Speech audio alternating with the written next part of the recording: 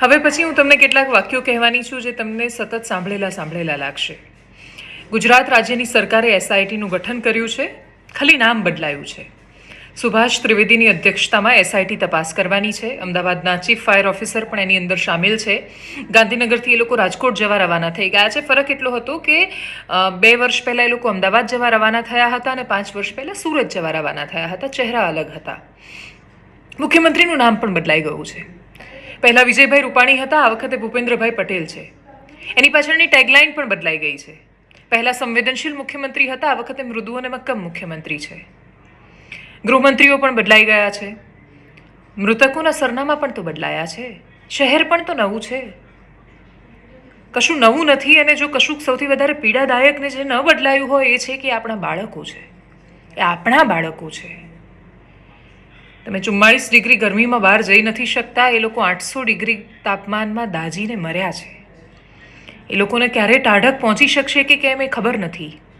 આપણે ઈશ્વરને પ્રાર્થના કરીને શ્રદ્ધાંજલિ આપીને કહીશું કે હે ઈશ્વર, અમારું બાળક તારા શરણે આવે છે, તું એને અપનાવજે, તારી ગોદમાં રાખજે, હાથ ફેરવજે, વાલ કરજે, ટાઢક આપજે. એમાં દરરોજ સાંજે એના દરવાજા પર પ્રતીક્ષા કરવાની છે કે મારો છોકરો કાશ પાછો આવી જાય. 24 મૃતદેહો સામે આવ્યા છે. હજુ પણ શું થયું છે ખબર નથી. અને રાજકોટ સિવિલમાં પરિસ્થિતિ એ છે કે હવે મૃતદેહો કોના છે એ ઓળખવા માટે ડીએનએ ટેસ્ટ કરવાના છે. કેટલાય મા બાપો એવા છે, કેટલાય પરિવારના લોકો એવા છે કે જે અહીંથી ત્યાં ભટકી રહ્યા છે કેમ કે એમને ખબર જ નથી કે એમના પરિવારજનની સાથે શું થયું છે. ગોંડલની આજુબાજુના લોકો છે. હાલ પ્રાથમિક દ્રષ્ટિએ એવી માહિતી સામે આવી છે. પ્રોબ્લેમ શું હતો તો પ્રાઇમા ફેસી કહ્યું કે ભાઈ એનઓસી જ નહોતી એની પાસે. તો પણ એનઓસી નહોતી તો એ ચાલુ કેવી રીતે થયું એનો કોઈની પાસે જવાબ નથી. રૂટીન છે ને. તો તક્ષશિલામાં એ ક્યાં ખબર હતી કે ઉપર કેમનો શેડ બની ગયો છે. પ્લાસ્ટિક છે, બાકીના પતરા છે, ટાયર લગાવેલા છે બહાર શોપીસ માટે અને સરસ લાગે એના માટે, એલિવેશન માટે. એ કેમ લગાવ્યા અને શું કામ ફાયર એક્સટિંગ્યુશર નહોતા લાગ્યા જે 12 શોપીસ માટે પડ્યા હતા અને તોય તમે એને પરવાનગી આપી દીધી? એનો જવાબ નથી કોઈની પાસે. તો તક્ષશિલાનો 5 વર્ષે ક્યાં મળ્યો? 5 વર્ષ થયા આપણને જવાબ નથી મળ્યો. એ વખતે એમાં જવાબદાર કોણ હતું? તો તમને એવું લાગે છે કે રાજકોટમાં મળી જવાનું છે? 24 મે એક્ઝેક્ટ 5 વર્ષ પૂરા થયા છે એ દુર્ઘટનાને. 5 વર્ષ થયા પછી પણ આજે આપણી પાસે ન્યાય નામે શબ્દ નથી. આપણે એના પછી મોરબી જોયું. 150 બાળકોને મરતા જોયા છે, લોકોને મરતા જોયા છે, એમાંથી બહાર નીકળતા જોયા છે. આપણા બાળકો દાઝીને મરી રહ્યા છે, આપણા બાળકો ડૂબીને મરી રહ્યા છે, આપણા બાળકો રસ્તા પર અકસ્માતોમાં મરી રહ્યા છે. આપણને કોઈ પણ જગ્યાએ કંઈ પણ કરતાં ડર લાગે એવું વાતાવરણ છે અને છતાંય આપણે કહીએ છીએ કે બધું સલામત છે. સોરી સરકાર, કશું જ સલામત નથી. અને શું કામ સોરી? ઇવન શું અપેક્ષા? કાશ ટેગલાઇન બદલવાથી મુખ્યમંત્રી ખરેખર સંવેદનશીલ કે મક્કમ બની શકતા હોત. કાશ એમનું પીઆર સંભાળતા લોકો લખતી વખતે એવું કહેતા હોત કે નહીં, અમે લખી રહ્યા છીએ તો અમે કશુંક બદલીશું. પ્રાથમિક દ્રષ્ટિએ જેટલી પણ માહિતી સામે આવી છે, કેમ કે એક્ઝેક્ટલી શું થયું, શું કારણ હતું, એ તો બધું આવતા આપણને ખાસો સમય લાગી જશે ને જ્યારે આવશે ત્યારે કાં તો આપણે બીજી કોઈ દુર્ઘટનાની ચર્ચા કરતા હશું. કમનસીબે છેલ્લા 5 વર્ષમાં આપણે બાળકો ગુમાવ્યા અને આપણી પાસે કોઈ જવાબ નથી. एक हिंदी शेर હતો કે દરવાજોं પર સિર્ફ નામપટ બદલે હૈ, અંદર કી પદ્ધતિयां वैसी की वैसी है. એક્ઝેક્ટલી અત્યારે અહીંયા એ સાબિત થયું છે. સચિવાલયમાં અધિકારીઓના એડ્રેસ બદલાયા, એક કેબિનથી બીજી કેબિનમાં ટ્રાન્સફર થયા, ગુજરાત રાજ્યની પદ્ધતિ ન બદલાઈ, રૂપિયા ખાઈને પરમિશન આપતી સિસ્ટમ ન બદલાઈ, ક્યારેય એ બાળકમાં પોતાનું બાળક જોઈ શકે એવી કોઈ સંવેદના કોઈની અંદર ન આવી. અને છતાંય હજુ શું થવાનું છે લખીને આપું તમને. કોઈ અધિકારી આની અંદર મોટો અધિકારી જવાબદાર સાબિત નહીં થાય. ક્યારેય તમે મ્યુનિસિપલ કમિશનરને પૂછી જ નહીં શકો અથવા એ જવાબ આપવા માટે બાધ્ય જ નહીં બને કે એને ડિસમિસ નહીં કરાય. સસ્પેન્ડના નાટક નહીં દોસ. સમજીએ છીએ હવે તો.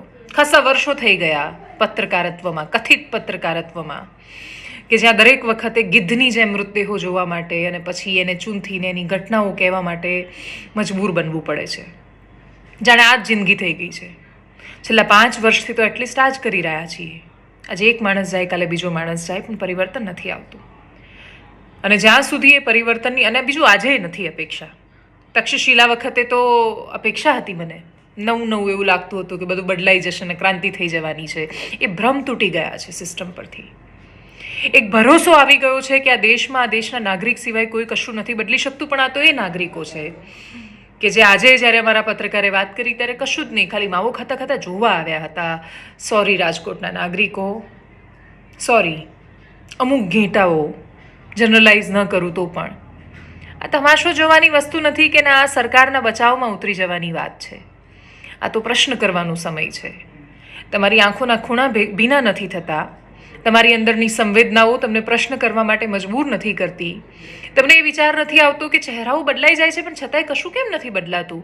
તો તમને ખબર બધું બદલાયું. મુખ્યમંત્રી આવીને ગયા, અધિકારીઓ આવીને ગયા, નેતાઓ આવીને ગયા. શું નથી બદલાયું ખબર છે? તમારો ને મારો સ્વભાવ, સ્વીકારી લેવાની વૃત્તિ, એડજસ્ટ થઈ જવાની ને દરેક વખતે અનુકૂળ થઈ જવાની વૃત્તિ જે આપણી અંદર ઘૂસી ગઈ છે ને કે આમ જ ચાલે, એ આપણને ઘેટા બનાવે છે. સરકારો અને નેતાઓ ઈચ્છે છે કે આપણે ઘેટા બનીએ, આપણે ચૂપ રહીએ, આપણે પ્રશ્નો ન કરીએ અને અનુકૂળ થઈ જઈએ, આપણે ટેવાઈ જઈએ અને આપણે મૃત્યુને ટેવાઈ રહ્યા છીએ. યાદ રાખજો ગુજરાત, કે આપણે બીજું કશું જ નથી કર્યું. આપણે મૃત્યુને ટેવાયા અને બીજા કોઈના નહીં, આપણા બાળકના. એ નાના બાળકોની અર્થીઓ જ્યારે ઉઠશે ત્યારે તમે જવાબ આપી શકશો.